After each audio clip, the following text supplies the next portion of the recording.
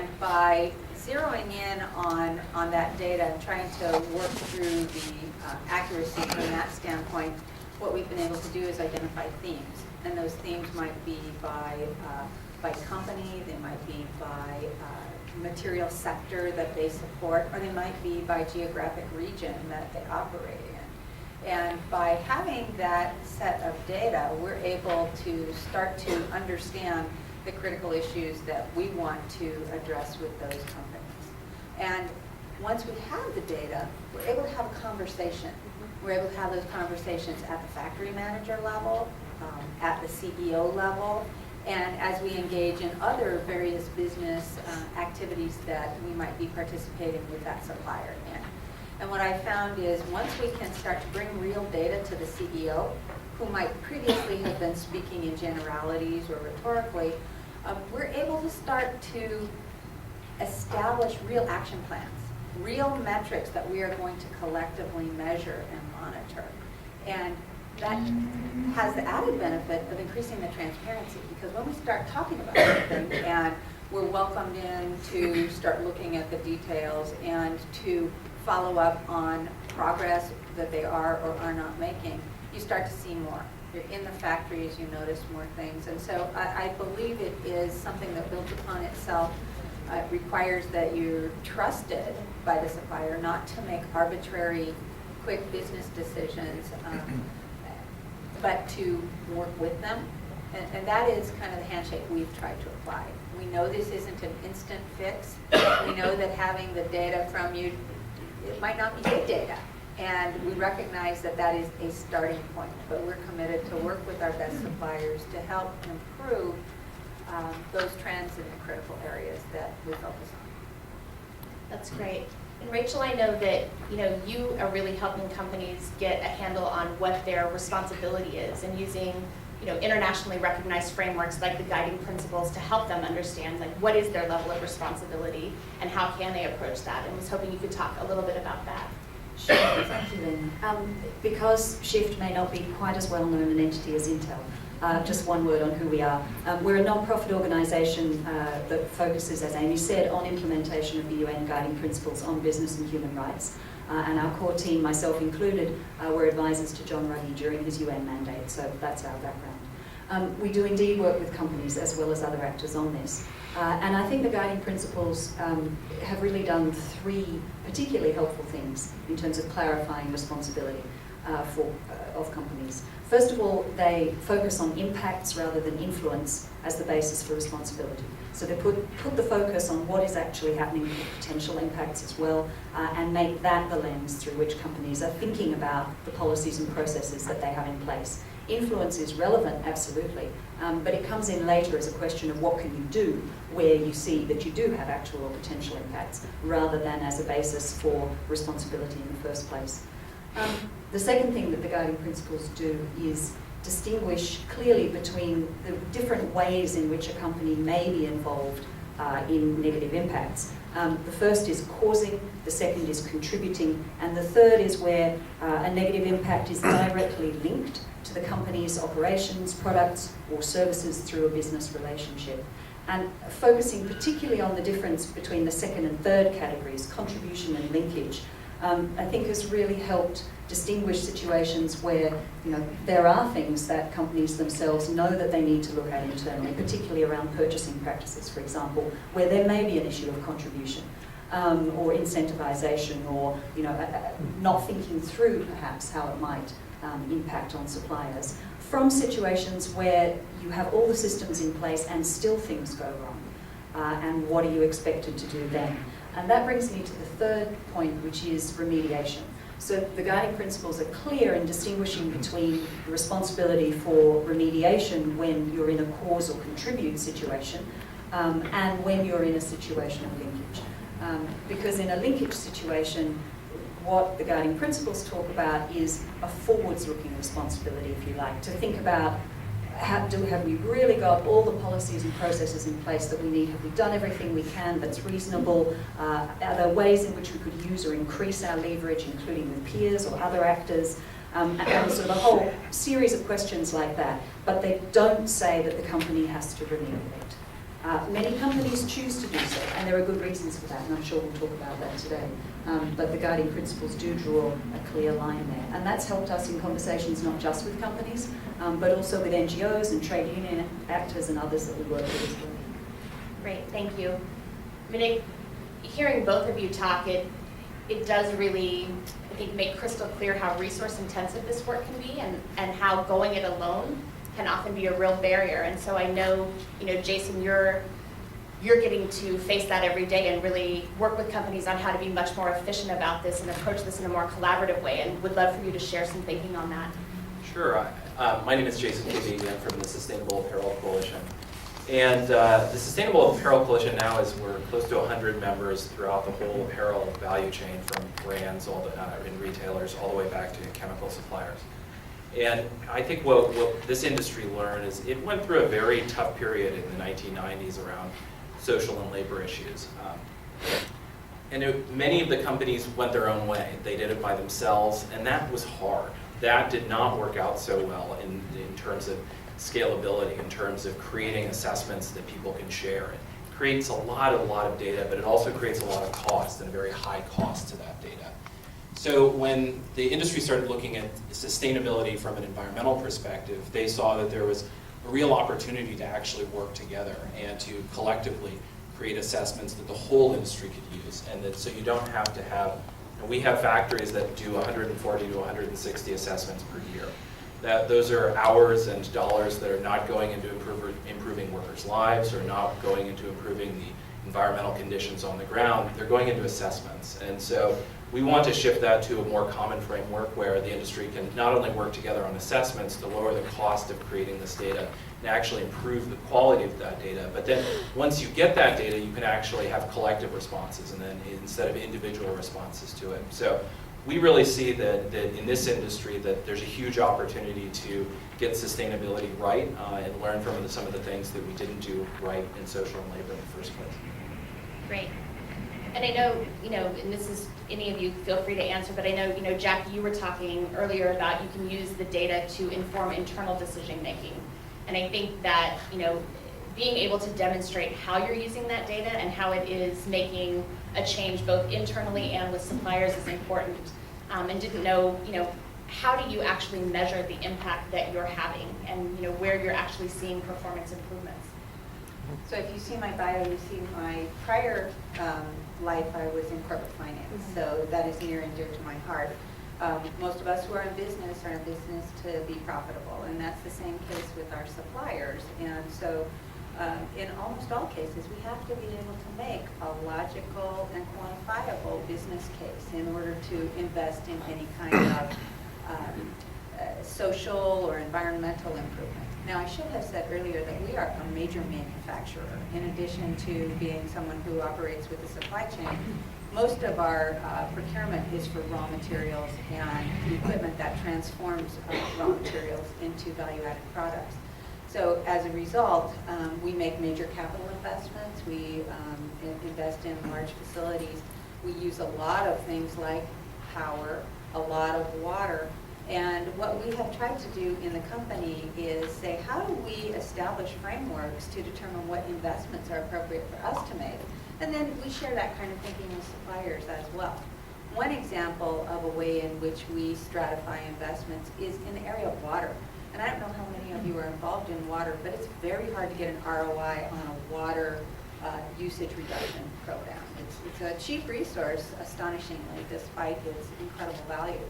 And so we've established a protocol inside of Intel that says any project that is break even or better on water usage reduction or water recycling improvement, so on, that will go onto our list of sort of pre-approved projects. That doesn't mean it's funded, but it stays on the list, and we prioritize the top ones. But break even it is based on an NPV look that takes 5, 10, or 15 years, depending on what the infrastructure is that we would be looking at. And we try to think very broadly about what are the probabilistic situations that could arise that would increase the value of that project, decrease the value, and then apply expected value to it. And so what we try to do is have a concrete, very thought through business conversation with our executive management, with our factory management, with our suppliers to talk about how value will be created, because no one wants to make investments that are not going to generate a return. But we want people to think in the broader scheme of things, and that's a very helpful conversation to have with people. Anybody else want to jump in? I might add, I had an interesting experience a few weeks ago. I got back I was in Asia and at a conference of suppliers, environmental health and safety managers, and a lot of them were saying that they were using our index, the Higg index, even though no one had asked them to. And that I thought immediately I perked up and thought, that's amazing. You're using our work, no one's actually pressuring you to do so. But the reason why is that it actually also gives a framework for improvement and saving money.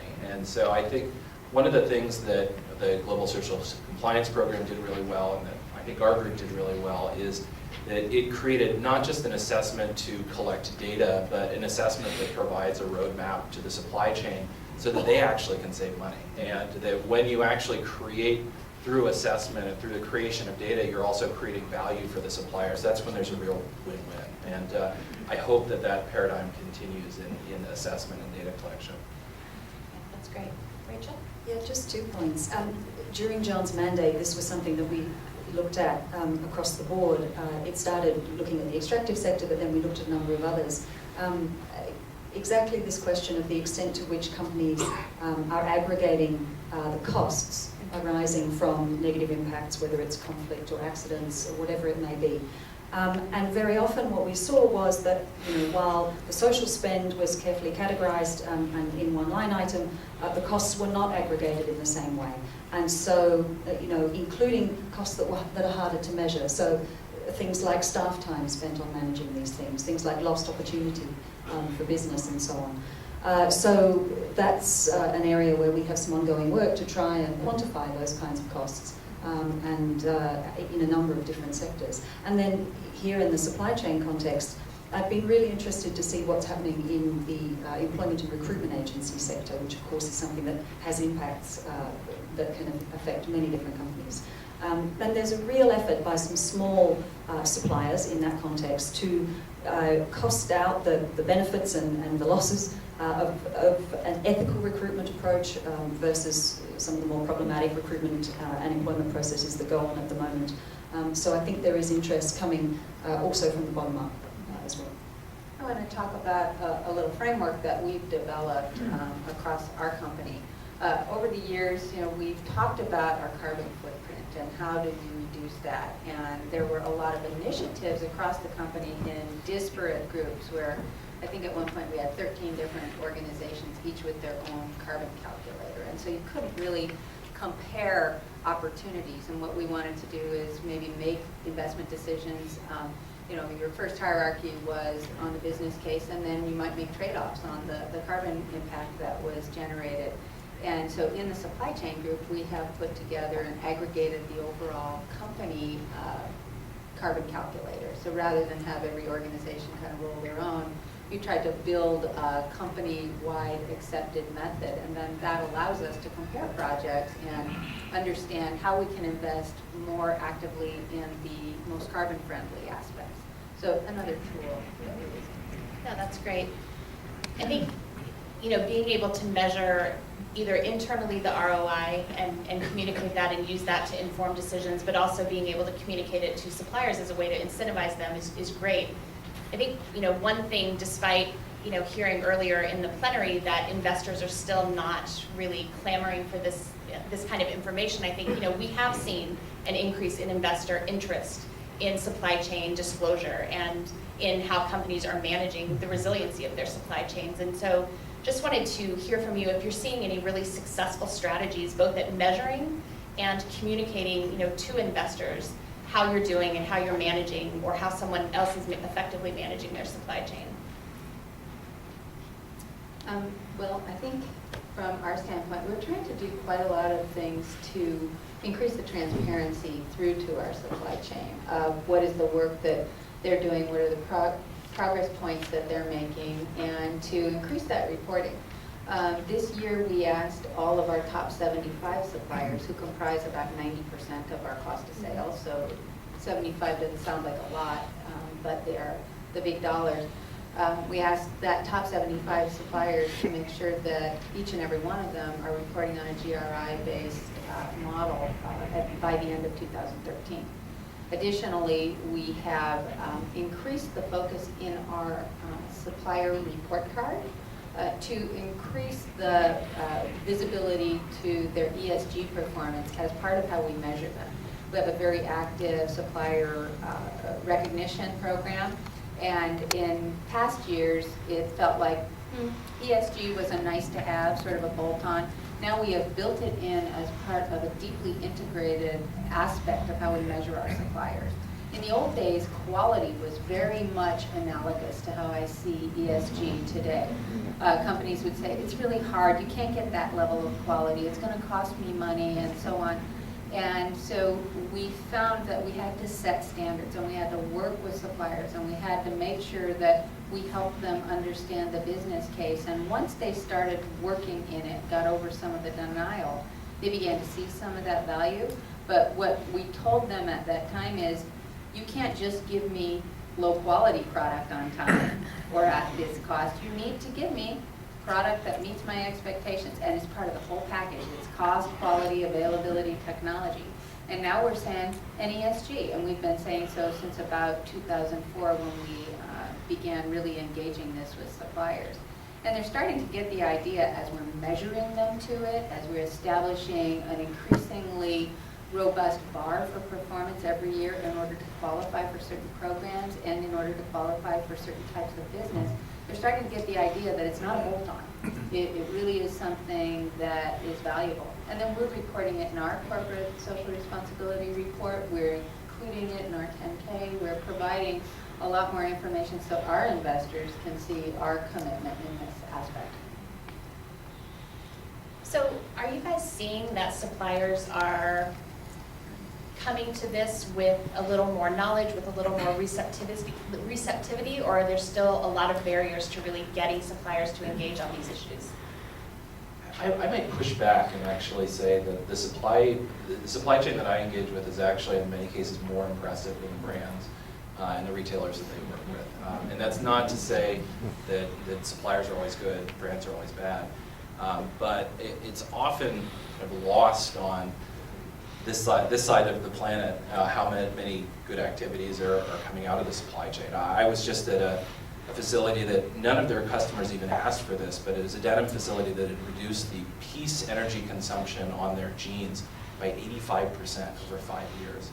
This was because the chairman watched An Inconvenient Truth, and literally has been, this factory throws off tens of millions of dollars in cash every year. He does not need to do this. He has great business, but has very, very strong personal commitment. And so we are seeing a lot of leadership in the supply chain, and this is something that we went through our own growing pains as an organization when we were sort of coming together, and we engaged a lot of suppliers in the conversation. And at first we assumed that the brands and the retailers, they knew how to do everything. And the suppliers pushed back and said, actually, we've been working on this for as long as you have, and many of these issues are what is the difference between us being profitable and unprofitable. And so we've really tried to change the dynamics so that the suppliers have very much a seat at the table in creating the data, creating the assessments themselves, and that they actually help sometimes show what is best practice and what is something that they can take from one facility and recommend it to one of their brands that they work with so that it can spread to the whole supply chain. So I hope in general that we see a shift from the model of pushing the problems up into the supply chain and then getting upset when the supply chain pushes back, to rather the whole value chain working together and actually sharing those best practices up and down. It's really a very different conversation, and I'm really heartened to see that that's starting to happen, and we're starting to just see a lot of great learnings go back and forth across the Pacific and other parts of the world. Yeah, I think in addition to the point I made before, where we're really seeing that from a number of small ethical recruitment firms who are the ones pushing this in a way that some of the bigger employment and recruitment agencies haven't done in that sector. we did a pilot project with a number of companies looking at grievance mechanisms in the supply chain, including Tesco with their fresh fruit supply chain in South Africa, Hewlett-Packard in China, and a number of other sectors as well. And in the Hewlett-Packard case, there were, and this is publicly available, there were two quite interesting and different experiences that they had with the two suppliers who were involved, where in one case it was, by virtue of the relationship and a whole series of historical factors, more of a top-down effort. And in the other case, it was about taking what the grievance mechanism the supplier had already developed and that workers and management had been involved with, and building on that. And there were even small things that they did differently. The conversation was hosted by the supplier, not by HP. Even at that level, the nature of their engagement was different. And the results in that case are really quite exceptional. So I think you can see this, and I think companies themselves have had those kinds of experiences that Jason's talking about. As I mentioned before, we are a manufacturer, and so one of the things that we want to do with our suppliers is understand what makes sense. And so often you get the pushback when you are completely off the mark. And so one of the approaches that we've tried to take is to say we want to make sure that we are adhering to the standards, whether they be labor practices or environmental or governance type of practices. We're adhering to what we're asking our suppliers to do.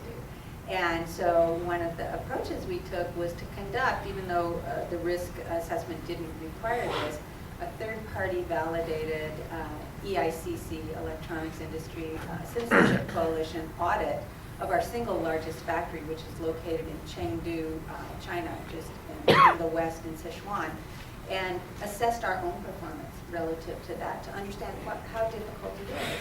And we performed pretty well on that aspect, but we've been in China since '85, and so we've been learning all through that time. And our goal was to share what we've learned with other suppliers where those things could be applicable. And so we did this audit, and then we held a China Sustainability Summit, our first ever last year in Shanghai, and brought together about 180 NGOs, government officials, companies, and some of our own factory people to exactly share best methods, because we don't know all the best methods, although we have the luxury of being both a brand and a supplier.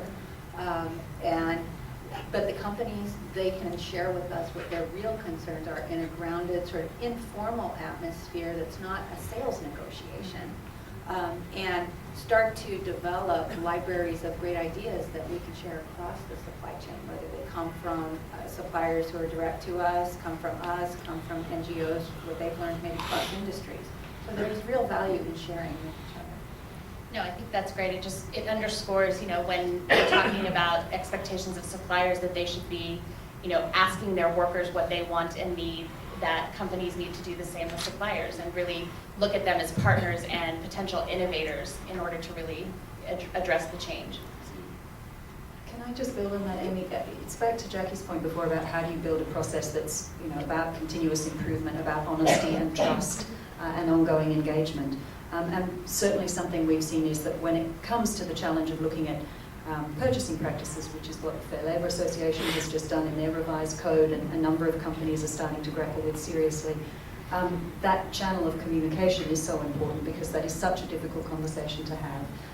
And so if you don't have that kind of relationship established, then you're unlikely to be asking for that information in the first place, let alone having someone who feels comfortable telling you that without putting the relationship at risk. And so we've seen a number of really, I think, interesting approaches, people locating social compliance in purchasing, whether it's pre-review of purchasing decisions, somehow getting a seat at the table, in addition to training for folks in the purchasing department. So I think that is something that is particularly important as part of the relationship that's being built. So I think, there's obviously a lot of energy that companies are expending internally, working, with their suppliers directly. And then, as we mentioned, Jason, you've got companies that are working together, and I know, Intel works as part of EICC. So how do you strike the balance between what you need to do yourself and how you can drive change and kind of set the bar and what energy you expend collaborating. I think it must be a delicate balance to strike, and didn't know kind of where you're thinking about that and how you're approaching that. It is a difficult balance because anybody who works in a corporation knows that budget considerations are always a challenge. But what we have found is that working with consortia, working with fellow travelers is a good way to share the burden. We not only work within our own industry, we might work with Hewlett-Packard, or we might work with Dell or some of these other companies. In our own industry and EICC, we cross industries. We try to work with the apparel industry, who has learned a tremendous amount on labor practices and benefit from the knowledge that they have generated. We wanted to increase our data collection, so we increased the number of audits that we were going to do, and decided we could not resource those internally as effectively as we wanted. Although we do get value from individuals from our teams attending an occasional audit, we decided that that needed to be outsourced to validated auditors who could conduct a standard EICC audit. We've tried to invest selectively in EICC where we will lead work groups, where we particularly want to influence, and where we think that the work is going well enough without our leadership. We may participate on a work group, or we may just monitor. So we try to be somewhat surgical in where we invest, conflict minerals being a critical area where we invested by being on the ground in the Congo and co-developing the conflict and smelter program that is a leadership capability in that space. But we try to pick the areas where we can uniquely make a difference to really invest, and then leverage wherever possible beyond that. I'll just walk through the numbers that I see in our industry, and then maybe a more impassioned plea for systems change. But if you look at our industry, it's roughly $1 trillion industry. It's a pretty low margin, 4% net margins. So worldwide profits are about $40 billion. Social compliance right now costs our industry, and this is not improving the lives of workers, this is actually just the mechanisms of compliance, costs our industry about $4 billion a year. That's 10% of worldwide profits. If you look at environmental product assessment, you probably have at least an order of magnitude larger complexity when it comes to actually assessing products, making sure they're safe for the people that buy them, safe for the workers that make them, and good for the planet. If you did do that order of magnitude, you literally have the potential to wipe out industry profits if you don't do this right and don't actually do it collectively. So I think there's a really, really strong business case that the world's markets, the world's citizens, the world's governments are not going to let environmental product assessment just sort of disappear. Markets, consumers, governments are all demanding more and more information. And so the only way to actually collect that information is to do it collectively and efficiently. And I think for our industry, we see that if we don't work together, that it actually hurts the bottom line. But I would also say that these problems, if it's the tragic building collapse in Bangladesh, or if it's emissions of chemicals in China, these are systematic problems. These are problems that no one company is capable of solving on their own. And to really think about systems change, it's not even just about an industry, it's about assembling all of the actors in the whole value chain, including governments, NGOs. And that kind of collaboration is somewhat unprecedented, but it's absolutely necessary. I mean, if you look at just the news and things even that touch my industry and cross my desk, these are not anything that even, in the room I see Nike, Gap, Levi's, these are all terrific leaders. All of them will happily tell you at their tables that they could not tackle these issues by themselves. And so it is something that if we are to actually see real solutions and real movement, that we cannot just say, well, this is all we can contribute, because we have to do it collectively, and we have to do it at scale, because we're really reaching the limits of what we can improve as individual companies. So Rachel, I know that you are bringing companies together to work more on an issue and an approach rather than an industry. So you're touching companies from a variety of sectors. Can you talk about what some of those challenges are, but also where that might be easier, because it's kind of taking the competitive industry piece off the table because they're actually not necessarily within the same industries when they come to you? Sure. Part of what we do at Shift is indeed bring companies together on a cross-sectoral basis for some fairly good and honest conversations, including about supply chains. We had a workshop on that at Harvard last year. One thing we have seen consistently throughout John's mandate and now in the implementation process is that the cross-learning between sectors is so important, and there's so much of it that happens informally, anecdotally amongst colleagues, including through events like this. And so what we are trying to do, as well as create some forums through our program where that can happen, is collect and anonymize and share that learning through the publications that we do.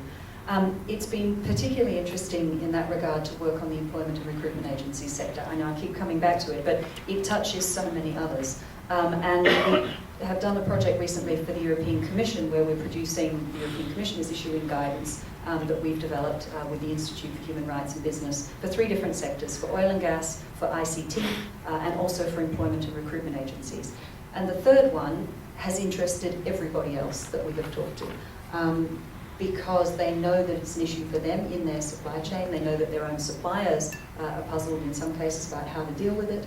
And so we see there the possibility for a really fruitful conversation that brings together the individual actors, the user enterprises, the client companies, and, as Jason was saying, governments, absolutely. That's a place where, at the moment, Shift hasn't gone. We work with governments separately in the conversations that we have.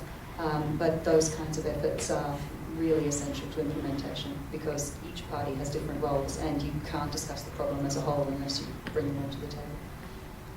So I'm going to ask one final question, then turn it over to the audience. So if you have not already, please start thinking about your questions. You know, it's been great to hear about the various approaches you've all been taking, about the innovative work that's been being done both by you and by others that you touch. I know you've each been working in this field for a number of years, and as we've all communicated, the problems still persist. So I just would like to get a sense from you how you're feeling today. Are you really feeling opportunistic and excited about the opportunities ahead? Or are you feeling a little pessimistic at how far we have to go? Kind of what's your temperature today? I feel optimistic. I know that there are obstacles, and yet I think at our company, my boss says, you know, doing the right things right shouldn't cost you more, and it should be the standard that you hold yourself to. And that's what we're trying to do. We're trying to be really collaborative with our supply chain to understand their issues so that collectively we can come up with answers over time that are a win for both of our sides. I go back to my quality analogy that says, once our suppliers understood, you know what, if I do this work the way you described it, I get better yields, I don't need to buy as much capital, I have fewer customer returns, it's a good thing. I was afraid, I thought it would cost more, I thought it was just a nicety somebody was trying to force on me. And I think we started with some of that denial on ESG. But as we're working with people to find real business solutions and sometimes real shared value opportunities where I can show them the money right there or show them the productivity, I feel like we are starting to make progress. And I also think we're becoming more sophisticated in our own company about how do we communicate, how do we share our data, how do we use the levers that are available to interest our suppliers to work on some of these things. So I think it is a journey. I don't think it's a matter of an instant switch, if you will. It takes time for people to go up that maturity curve and learn how they can apply principles into their own business without sacrificing other critical things that they need. And I feel like we've got a good start on that journey. Great, thanks. Rachel, I'm going to put you on the spot. That's fine. So on the one hand, I have to be optimistic because I'm running a 2-year-old non-profit organisation that focuses on these issues, so I have no choice. But that's a bit of a glib answer. Shift derives its name from something that we did during John's mandate, which is we kept a shift list of governments, yeah, you have to be careful not to mispronounce that, governments, companies, and a whole range of other actors, where we could see the organisation or the entity picking up what John was doing and what we were working on and integrating it into their approach and we could see that starting to happen across different sectors, different actors, and so on. In implementation phase that we're in now, we're seeing the same thing. We have more governments and company actors and international organizations and multi-stakeholder initiatives and trade unions and NGOs coming to us than we can sort of handle. And all of that is great, but the question is, what does it lead to on the ground? One of our biggest projects at the moment is working with Mazars, which is one of the top 10 global auditing firms, to develop reporting and assurance standards on alignment with the guiding principles. This is a big 2-year project. It should develop publicly available global standards with buy-in from a whole range of different actors. And the challenge there will be to come up with standards that do more than just look at, were you lucky last year? You didn't have any incidents then, but to actually really assess the management systems that companies have in place against the guiding principles. So that for us is looking ahead to how we make sure that we test this is actually having some impact. Jason, are you going to continue the optimistic cue, or? I'll do a little both. First, I hope I make it onto Rachel's shift. But I would say that it's really amazing every day how many large companies, large institutions are saying we need to work together to bring solutions to scale. And I think that we've been in this phase of finding different tools and finding different ways to solve problems, but everyone seems to be really stepping up to say, let's scale to actually see the change that we want. And I would say, not pessimism, but I think it's important to sometimes remember that a lot of any of the work that we do, sometimes they're basics, things that we assume our world has moved on and improved and gotten to a certain place where tragedies don't happen. And if, take the tragic Bangladesh building collapse. That you would assume most audits don't actually have a checkbox to say, is the building going to collapse? And so we sometimes have to remember that a lot of these social and environmental problems can sometimes be really basic, and that we need to open our eyes to the fact that there's still baseline work that needs to be done. Even if we're seeing dramatic acceleration, we need to make sure that we're bringing up the bottom as well, so that everyone is safe, everyone has access to a clean environment. Yeah, I think just to underscore, because there's so much talk about going beyond compliance, and I think that all of that work is really valuable and needed, but it can't happen at the expense of compliance. We have to keep the foundation so that the roof doesn't collapse when we raise it. So I'm going to open it up. Does anyone out here have questions? I doubt this is a shy group. This is series. Conrad, please. Hi, Conrad McCarran. Thank you. Conrad McCarran with As You Sow. I've worked on a lot of these issues for many years. You've engaged a lot of big brands. One of the things I didn't hear too much about, I wondered if you could address, is the whole issue of worker empowerment. I would suggest that from my experience that for all the great stuff that these systems can do, that unless you have a system that figures out